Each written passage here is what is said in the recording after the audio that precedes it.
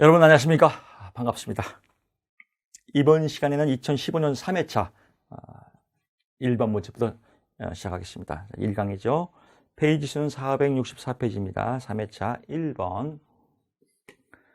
칼 로저스예요. 칼 로저스가 주장한 이론 내담자 중심 상담. 내담자 중심 상담이 시험이 제일 많이 나오는 것 같아요. 보딘의 정신 역동정하고요. 내담자 중심 상담. 또 다른 말로 뭐라고 하죠? 인간 중심 상담. 인간 중심 상담이라고 한다. 인간 중심 상담, 내담자 중심 상담의 가장 키워드는요. 인간은 선한 존재이다. 즉 성선설에 입각한 주장입니다. 다만 잠재 능력을 끄집어내는 상담 이론이다. 즉 잠재력은 누구나 다 있다. 뭐 이렇게 전제 조건을 갖고 있습니다. 자, 문제를 잘 보면 이 중에서 촉진적 관계 형성이에요. 촉진적 관계 형성. 관계 형성은 가장 중요하죠. 근데 촉진, 관계 형성을 아주 잘 하자 이거죠. 그럴 때 관계 형성을 잘할 때 직업 상담사가 어떻게 해야 되냐? 직업 상담사의 자질이라고도 하고 또 상담사가 갖추어야 될 태도 뭐 이렇게 얘기도 합니다. 우리 뭐 이거 징그럽겠죠? 일무공이다. 그래서 탁 치면 탁 나와야 돼요. 일무공. 일치성. 어떻게 일치? 상담자는 내담자의 여러 가지 태도를 진실하게 태도 표현을 해야 된다. 그래서 태도를 솔직하게 내담자하고 인정하고 서로 상담에 임하여야 한다. 즉 진실하게 내담자에게 상담을 하여야 한다. 일치성, 진실성. 또 무조건적 수용.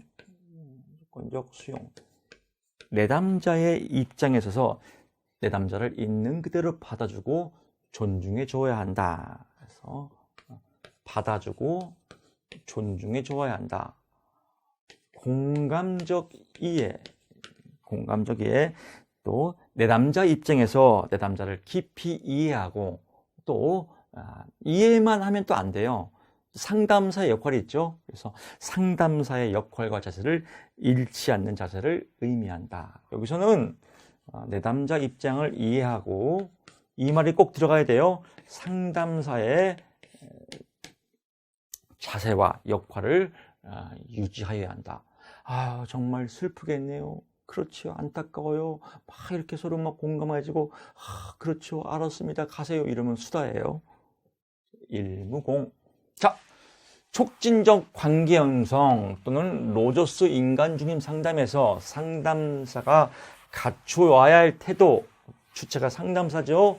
일무공. 상담사는 내담자에게 솔직한 자세로서 표현을 해야 된다. 무조건 수용 나왔고요. 2번 갑니다. 인간 중심 치료에서 완전히 기능한 사람이에요. 완전히 기능하는 사람이요. 바로 전 문제에서 했지만 내담자 중심 상담에서의 문제점은 내담자가 잠재력이 있긴 있지만 아직 못 올라온 거예요.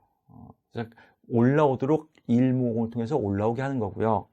여기는 올라온 사람이에요. 그래서 올라온 사람이기 때문에 완전히 기능한다.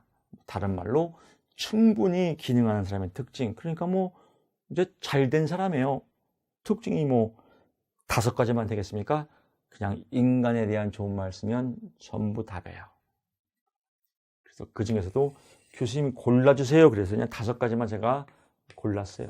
이렇게 외우시든 이렇게 뭐 이해하시든지 여러분 마음대로 뭐 외우신 대로 쓰시면 됩니다. 개창자 실신. 좀 자극적으로 해야 이해가 되니까 개창자 실신. 그래서 경험에 대한 개방성이 있는 사람, 또 창조적인 사람, 또 자유롭고 자율적인 사람, 또 인생에 대해서 실존적인 사람. 실존은 자유와 책임이 있는 사람이에요. 또 신뢰감이 있는 사람. 그래서 신뢰감이 높은 사람을 완전히 기능하는 사람이라고 한다. 그래서 이 문제는 그냥 여러분 서비스로 주는 문제입니다. 3번 보딘의 심리적 원인. 보딘 또 나왔네요. 보딘 나오면 정신역동적. 정신이 역동적이지 않은 게 지금 문제예요. 정신이 역동적이 않은 게 이 보딘의 정신역동적 상담의 문제점이에요. 지금 노골적으로 말하면 흐리멍텅한 사람이에요. 흐리멍텅한 사람이에요. 정신역동적 상담의 문제점은 어떤 사람이에요? 흐리멍텅한 사람. 무개념. 이런 사람이 심리적 원인이 있다. 흐리멍텅한 사람이 왜 흐리멍텅한가? 심리적 원인이 있다. 즉 신경성적 요인이 있다 이거야. 보통. 그러니까 흐리멍텅하죠. 이걸 깨부시다 이거죠. 그래서 이 흐리멍텅한 사람의 종류가 어떤 종류냐? 제가 항상 많이 하죠. 제 광명시 살고 있습니다. 이케아 옆에. 이케아 사니까 의자 정보 선택에는 문제가 없다. 왜 이케아 사니까? 많이 했습니다. 의존성이 있는 사람. 본인이 직업을 혼자 못하고 타인에게 의존하는 유형. 자아 갈등, 내면의 갈등으로 인해서 직업을 결정하지 못하는 유형, 직업에 문제점이 있는 사람, 정보의 결핍, 정보를 스스로 얻지 못해서 직업 세계에 문제점이 있는 사람, 선택의 불안 때문에 직업을 선택하지 못하는 유형, 문제가 없지만 확신이 부족해서 직업을 결정하는데 애로점이 있는 사람. 그래서 이 중에 3개만 골랐으면 될 것 같습니다. 하도 많이 해서 이거는 여러분 잘 알 겁니다. 4번 정신역동적 상담 또 나왔네요. 그래서 보딘 문제가 보딘하고 내담자가 제일 많이 나오는 것 같아요. 정신역동적 상담에서 여기는 심리적 원인인데 이제 상담의 상담거예요. 직업. 상담의 3단계. 제목이 보딘의 정신역동적 상담에서 상담의 3단계를 쓰시오. 그래서 탐중변이다. 탐전행이 아니라 탐중변이다. 탐중변이다. 여러분 여기다가 제목 꼭 외워야 돼요. 상담의 3단계예요. 1차에 가장 많이 나는 문제는 보딘에서 명비소예요. 명료와 비교, 소망과 방어의 체계. 이거는 보딘의 정신역동적 상담의 상담 기법이에요. 제목을 헷갈리면 안 돼요. 명비소는 상담의 기법이고 얘는 상담의 3단계 또는 상담의 3가지 과정 이렇게 보는 겁니다. 또 여기다가 명비소 쓰는 사람 분명히 있어요. 그러니까 이런 것 때문에 틀리는 거예요. 외우고. 왜? 제목을 모르니까. 또 여기다가 또 탐전행 쓰는 사람도 있고. 그러니까 이런 것 때문에 제목하고 키워드가 매칭을 못 시켜서 불합격되는 거지. 2차 공부하는 사람이 열심히 공부해요. 근데 공부하는 방법이 잘못돼서 그렇죠. 키워드는 열심히 외우고 제목은 아예 모르고 쓰는 건 드립다 외우고 까먹고 그러니까 맨날 어렵죠. 그래서 그 문제를 지금 제가 계속 잔소리로 해결하는 겁니다. 제목을 먼저 외우고 이제 탐색과 계약의 설정. 흐리멍텅한 사람이니까 이제 계약을 설정해야죠. 아주 구체적으로. 그래서 내담자의 문제점을 탐색하고 얼마큼 흐리멍텅한지 정신역동적 상태를 선택하고 상담에 대해서 구조와 또 시간은 언제 상담하며 비용은 얼마큼 들어가고 이렇게 상담의 구조화를 체결하는 단계이다. 또 중대한 결정. 나에게 맞는 직업을 선택할 것인지, 내 흥미와 맞는 직업을 선택할 것인지, 또는 흥미와 적성이 안 맞더라도 내가 환경에 적응할 것인지, 내가 안 맞더라도 그 성격을 변해서 직업을 결정할 것인지 중대하게 결정하는 시기다.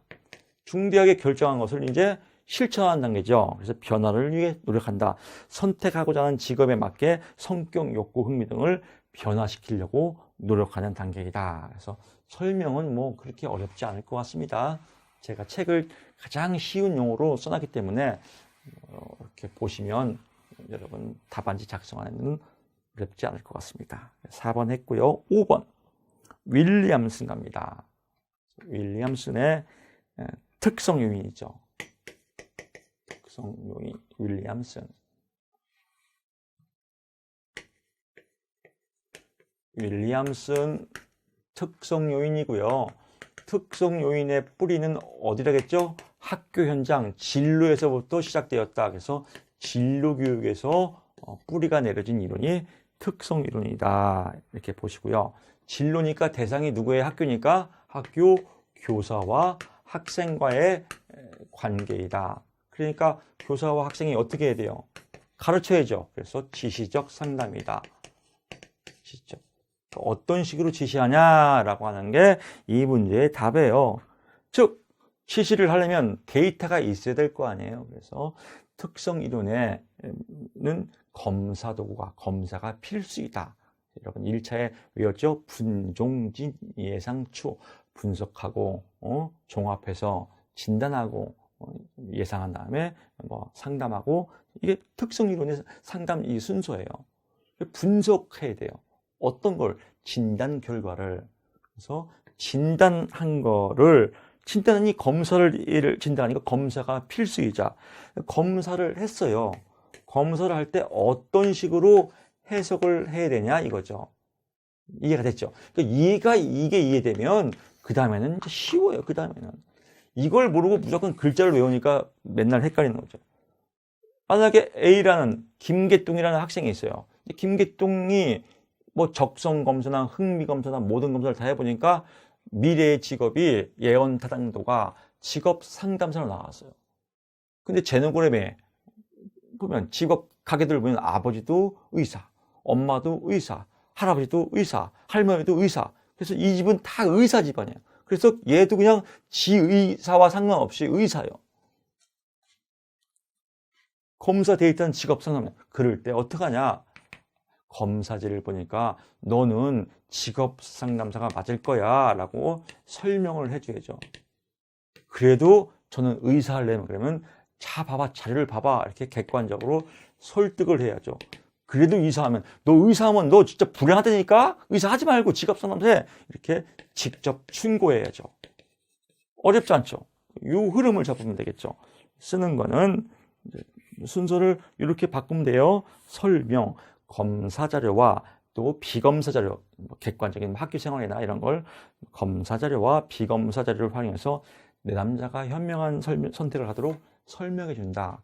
그래도 말을 안 들면 설득, 검사 자료를 증거로 비합리적 선택을 하지 않도록 설득한다. 그래도 말을 안 들면 내담자가 잘못된 선택과 계획에 대해서 상담사가 솔직한 견해로 돌직구를 하는 그런 단계이다. 표현하는 단계이다.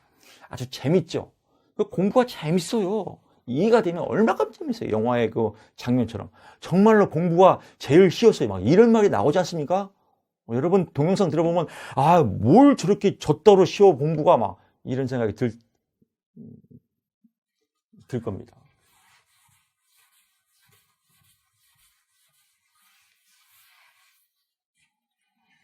육 번 갑니다. 게스탈트 또 나왔네. 아유. 계속 강의하기도 민망해요. 맨날 똑같은 거 나오니까. 지겨운 사람은 다음 장면으로 돌리세요. 6번 게스탈트. 형태주의죠. 독일어로 게스탈트 뜻이 형태라는 뜻이에요. 형태, 모양. 오늘의 게스탈트를 아름답게 가꾸자, 이렇게 막 카톡에 내가 다짐을 했어요. 자각하려고 내 자신을. 무슨 말이에요? 오늘 하루 아름다운 모양으로 만들자, 이런 말이죠. 게스탈트. 이럴 때 세 가지 상담 기법이에요. 상담 기법 세 가지를 쓰자. 상담 기법이 나오면 뭔가 문제가 있을 거 아니에요. 그러니까 상담을 할 거 아니에요. 문제가 뭐냐? 문제가 어떤 사건, 전경, 선행 사건이 미해결 과제로 남았어요.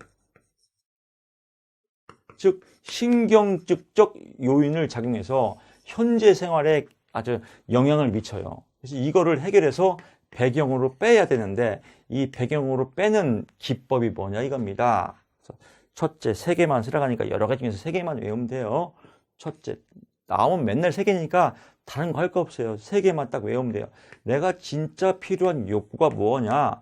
내가 또 원하는 감정이 어떤 거냐? 그래서 욕구와 감정에 대해서 스스로 알아라. 자각해라, 자각. 그래서 자각이 키워드, 자각. 네 자신을 알라 이거예요. 두 번째, 이게 안 될 경우에는요, 빈 의자 기법.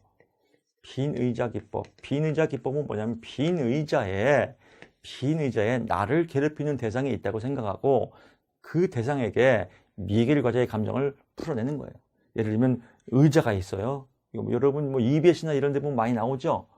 이게 다 게스탈트 상담이 요즘 많이 나와요. 빈 의자에 내가 군대를 갔다 왔어요. 군대를 갔다 왔는데 군대에서 막 나를 때리는 고참이 있어요. 나를 때리는 거 아주 그냥 군대 용어로 하면 뭐라 하죠? 저도 군대 갔다 왔는데 하도 오래돼 갖고 꼽창이래, 꼽창. 이 동영상도 군대 갔다 오신 분 이해가 갑니다. 군대에서 아주 지랄 맞은 놈을 꼽창이라고 그래요. 꼽창. 이 고참 꼽창이 있어요. 이 놈이 날 막 때려. 그래 그게 미해결과제로 나와서 막 그런 놈과 비슷하게 생긴 사람만 보면 막 이게 막 혈압이 올라요.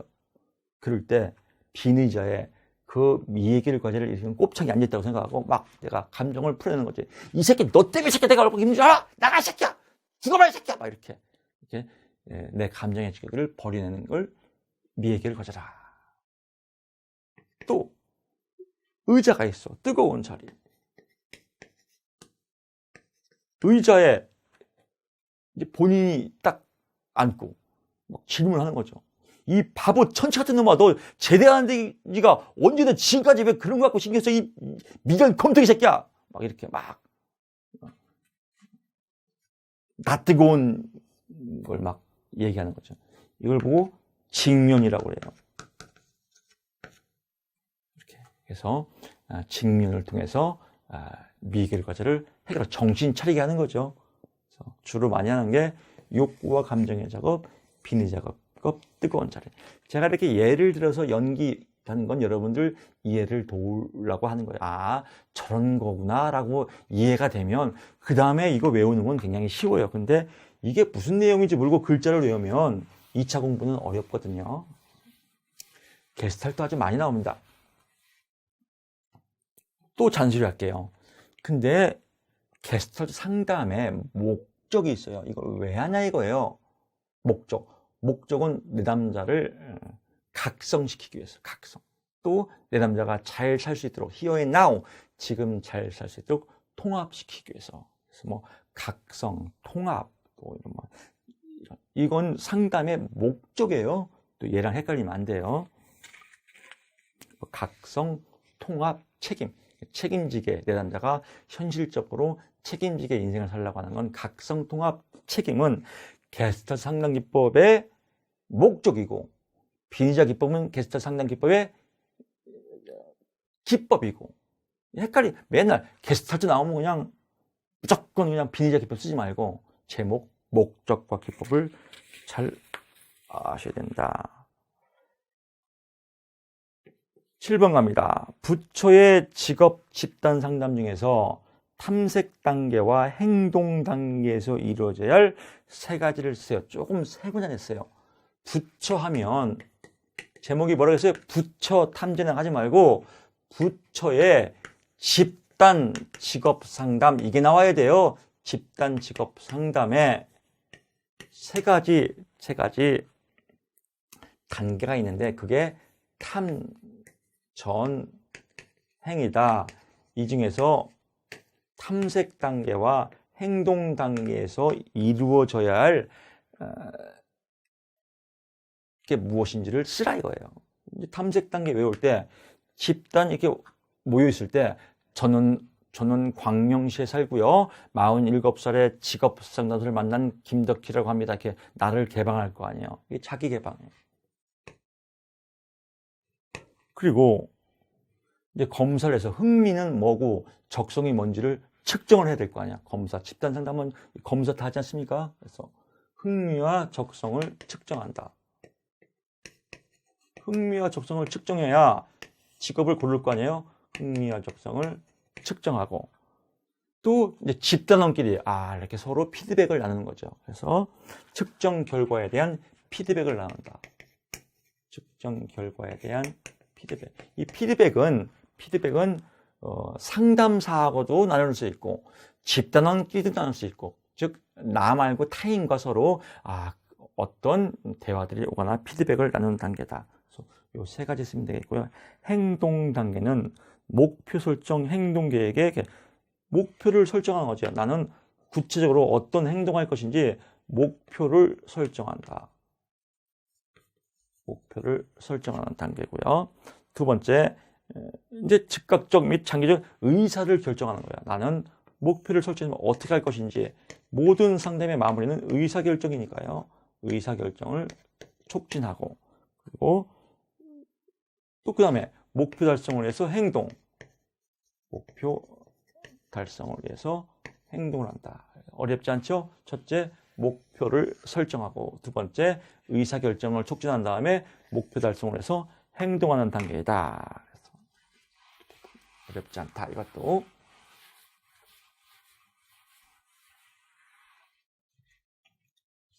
그래서 지금까지 제가 하여튼 뭐 제 큰 보람이라면 제가 직업상담 사격은 제일 많이 시킨 것 같아요. 전국에서.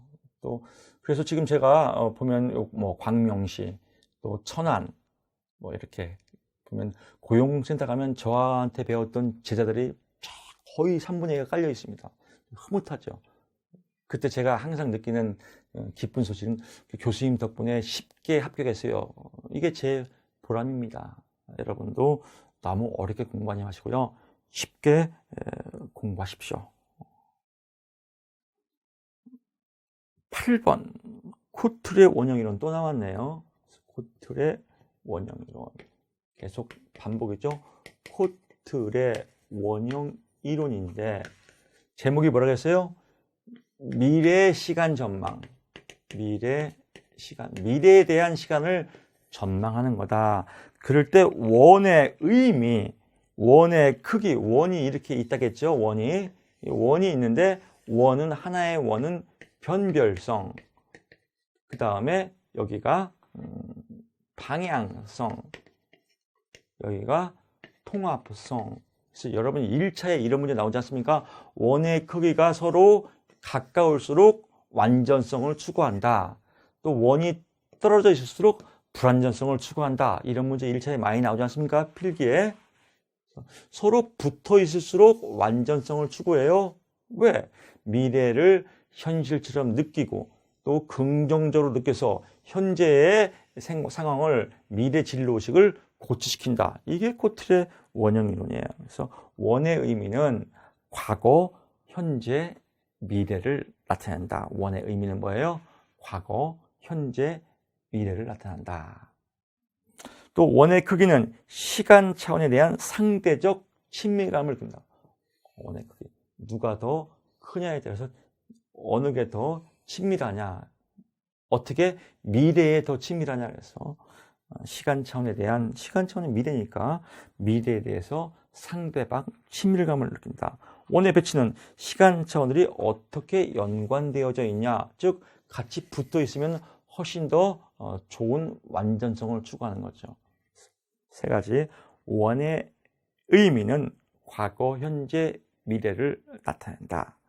원의 크기는 시간 차원에 대한 친밀성을 나타낸다. 원의 배치는 시간 차원들이 어떻게 관련되어 있는지 관련성을 나타낸다. 그래서 원의 크기는 친밀성, 또 원의 배치는 관계성, 관련성, 이렇게 여러분 콕 찍어서 이해하시면 될 것 같습니다. 9번 상호 역할 관계의 사정 방법이에요. 이건 목적이 아니라 방법이에요. 방법이기 때문에 이거는 잘 외우셔야 됩니다. 이건 1차에도 나왔던 문제예요. 상호 역할 관계. 상호 역할 관계라는 것은 상호니까 대상이 있다는 거예요. 나 말고 타인이 있다는 거예요. 타인과의 역할을 어떻게 관계를 맺냐. 이럴 때 조사 방법 세 가지. 여기서 사정 방법이니까 조사 방법. 역할 관계를, 타인과 역할 관계를 어떤 식으로 조사하냐 이거예요. 그래서 질문지를 보고 조사한다. 그래서 질문으로 사정하게. 두 번째, 동그라미로 역할을 만들어서 막 이렇게 역할 있죠.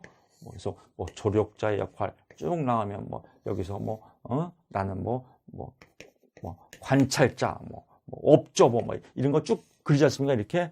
그래서 동그라미로 역할을 그리기. 집단 상담 많이 해요. 집단 상담할 때 동그라미 역할 그리기. 동그라미의 역할을 써서 한눈으로 알아보는 거죠. 생애 계획 연습하기 전, 생애 계획으로 생애 계획 연습으로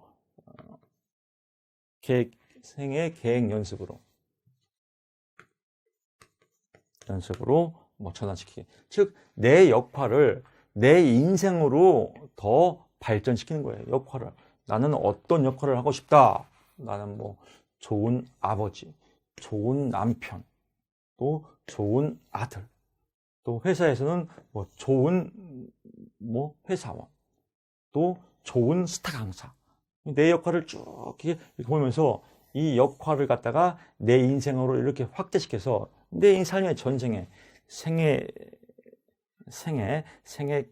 계획 연습으로 전환시킨다. 즉, 내 인생의 가치로 전환시킨다 이거예요. 역할은 동그라미로 이렇게 그려서 알 수 있고, 또 상호 역할 관계를 사정정보 처리하기, 서로 상대방하고 역할 관계를 서로 알아보는데 내용이 기니까 이건 내용이 찰지게 안 와닿아요. 이건 전문적인 용어니까. 그래서 이렇게 세 가지 질문지로 역할을 알아본다. 동그라미로 역할 관계를 그리게 한다.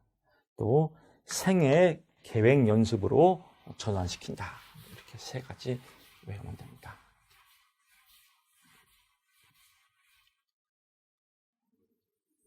자, 여기까지 해서 2015년도 3회차 1강을 모두 마치겠습니다.